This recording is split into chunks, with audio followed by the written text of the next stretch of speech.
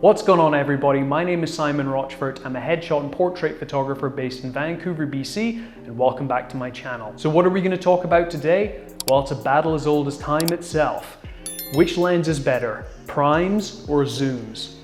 Now I know a lot of other creators have actually covered this topic before, but what I want to do is look at which is best when it comes to headshot photography specifically. I personally own both of these lenses. The Sigma 85mm f1.8 DG/DN for Sony, and this bad boy over here, this big beast, is the Canon 70-200 f2.8 USM2. Now you might be thinking, well, it's not really fair to compare these two lenses when one is made for a mirrorless camera and the other one is made for DSLR, and you'd be correct. So what I am going to do is whenever I'm referring to the zoom lens, I'm specifically going to be talking about the Sony 70-200 f2.8.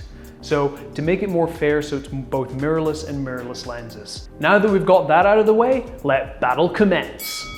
So the first thing I'm going to compare between the prime and the zoom is cost. Yes, I know that talking about the pricing of stuff is not the most interesting to start off with, but it's the most important. As photographers, we love to buy gear and look at things. Whether we're amateurs or professionals, we still need to look at what the price of something is and whether we can afford it. So, which of these two lenses gives you your best bang for your buck?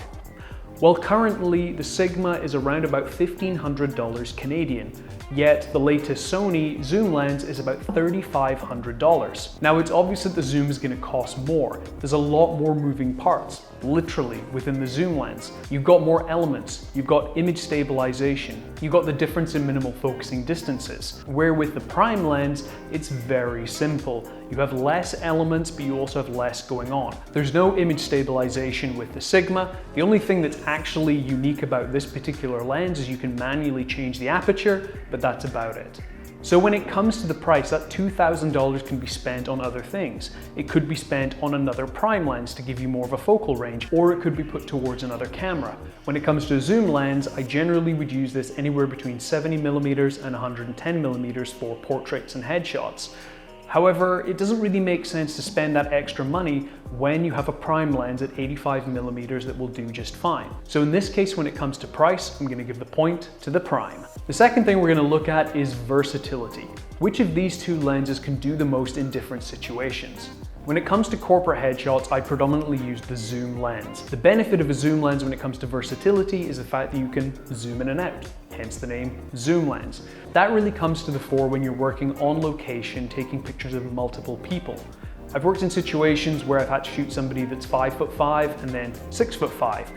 Now that 1 foot height difference can really make a big problem for you if you only have a prime. You either need to physically move further back or closer to be able to frame them the same way. However, when it comes to the zoom lens, you literally just zoom in and out. Now you might think that's not much of a big issue, but what if you're working in a confined space? A lot of the times when we're working on location specifically, you're in a boardroom or a kitchen and you don't have a huge amount of room to move. Therefore, when it comes to on-location headshot shoots, the zoom is far superior to the prime. It also means that you're not restricted just to one focal length. As I mentioned before, you can use anywhere from 70mm upward. With the prime, you're stuck at 85mm as your focal range, so you have to move in and out to change your framing. It's much easier to be able to change your framing and get a variety of different headshots and portraits when using the zoom lens. However, not all is lost when using prime lenses for headshots. The benefit of the prime is its fast aperture.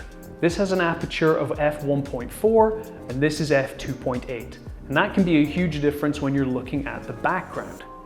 For a lot of people, having a nice blurry background is a huge benefit to their headshot. In corporate, not so much unless you're shooting on location outside, for example. But when it comes to acting headshots, a lot of agencies want to have a nice blurry background so they can imagine what the actor looks like on film. You're going to get a much shallower depth of field when it comes to the prime lens because it's much faster compared to the zoom lens. The other benefit of the prime lens when it comes to versatility is weight. This is a very light lens compared to any zoom lens. So when I'm shooting acting headshots, I'm not usually on a tripod. I'm using handheld, I have a faster shutter speed and a nice shallow depth of field, and I'll either be shooting straight on, slightly above, slightly below, or side to side to be able to get a range of different angles, which can also help with them to emote different things. When it comes to which lens I would use if I could only choose one when it comes to versatility, I would go with the zoom. I think the fact that you have the freedom to be able to zoom in and out is a really major benefit. So I'm going to give the point to the zoom lens. The third thing I want to compare between the prime and the zoom lens is convenience of use. So we're going to look at weight and size and see which is best just overall for day-to-day use as a professional or amateur. So looking at these two, it's going to be pretty obvious that this is much lighter than this. The actual weight of the Sigma lens is about 625 grams and the Sony 70-200 is about 1,000 grams.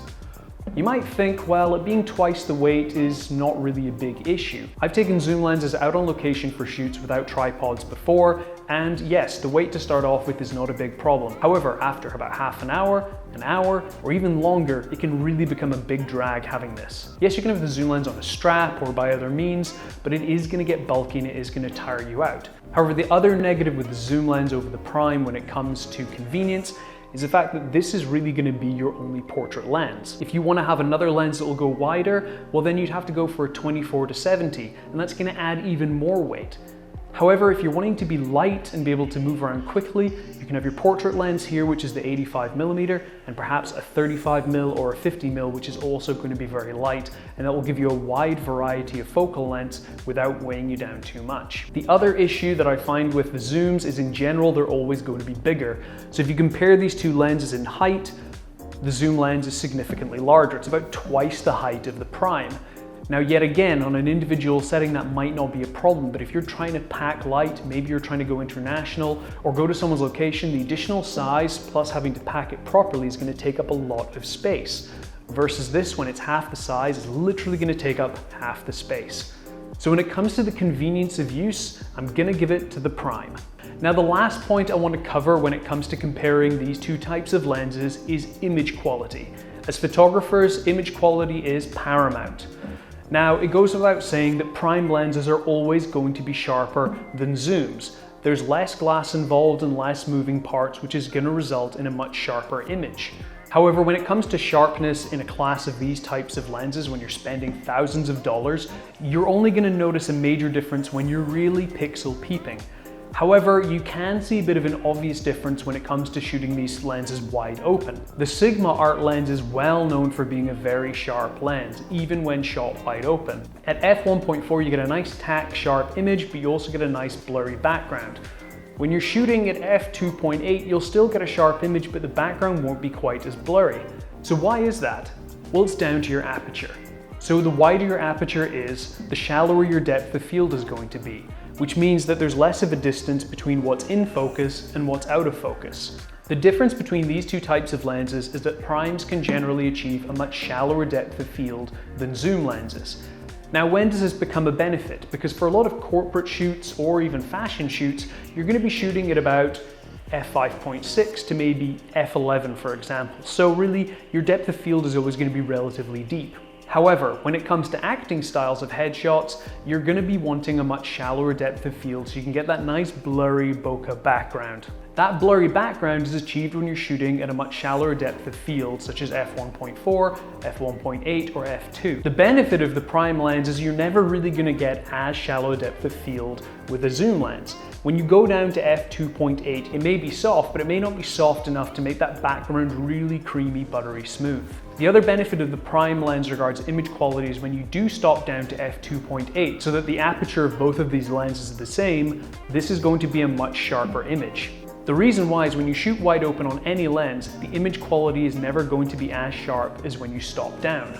You're always going to get much more chromatic aberration, distortion, and other issues visually when you're shooting as wide open as possible. So yes, both of these lenses are very, very good, particularly because you're spending so much money, but at the end of the day, I'm going to give this point to the prime. So there we have it. The clear winner in the battle of the lenses goes to the prime. For the money that you're spending on the Sigma, you're getting a fantastic lens that is going to be extremely sharp and very versatile that you can use over any situation. Yes, you're going to get some convenience factors with a zoom lens, particularly when you're working on location in corporate settings. You don't need to move back and forth because you can zoom in and out. The other benefit of this is you are also going to get image stabilization, which if you are going to go handheld, will bring a benefit to your images. However, due to the weight of this, I don't really recommend going handheld for portraits for very long. And I really think the Sigma lens, even in its own right, is very, very good. Sigma has been putting out great lenses with their Art series for a long time, but they've made it even better by doing their digital native versions, where this has been made specifically for Sony cameras. You're no longer dealing with a lens that's being retrofitted from a DSLR mount to a mirrorless mount. This is made for mirrorless cameras, so it's light and compact. I really appreciate you watching this video. Please give it a like and subscribe if you've really enjoyed watching it, and comment down below on what your favorite lens is and what you'd like to see in a future video. And like always, stay safe and keep shooting.